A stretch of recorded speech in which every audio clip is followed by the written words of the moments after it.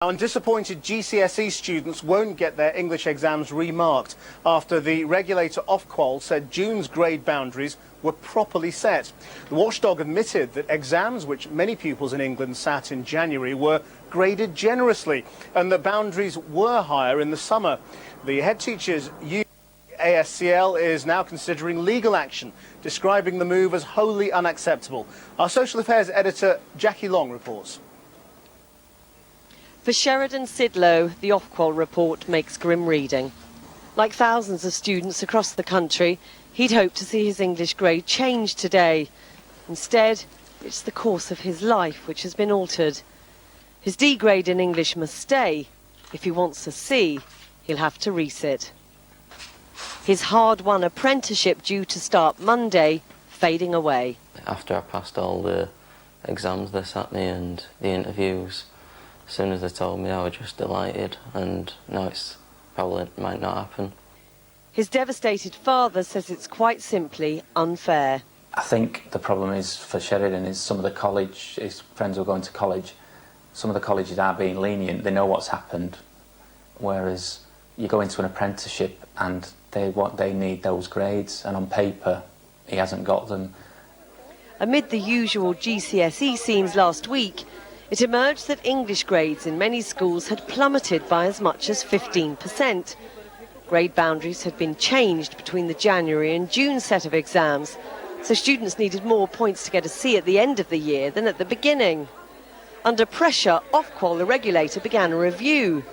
Today, the chief regulator said the June grades were right, adding a small number of students in January got lucky.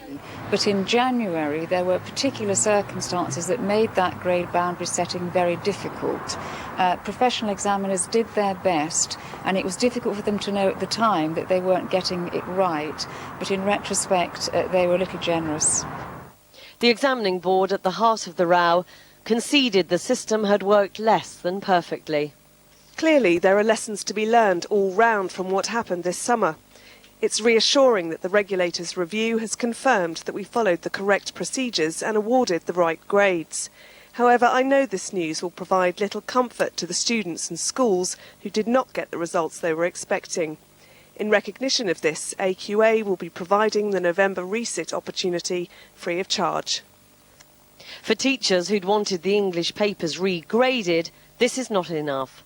They want another review, this time not carried out by OFQUAL. We think these changes are very unfair and have hugely damaged the confidence of teachers, schools, head teachers and parents and students in the exam system. We need a public inquiry to put that right, and we need regrading.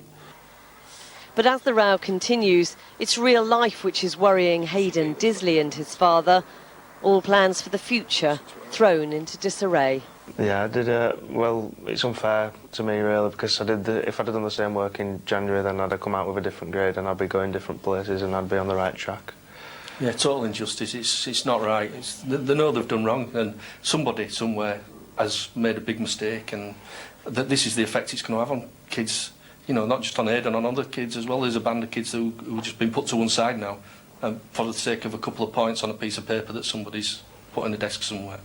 Tens of thousands of students must now decide whether to face the pain of resits or change their plans and live with it.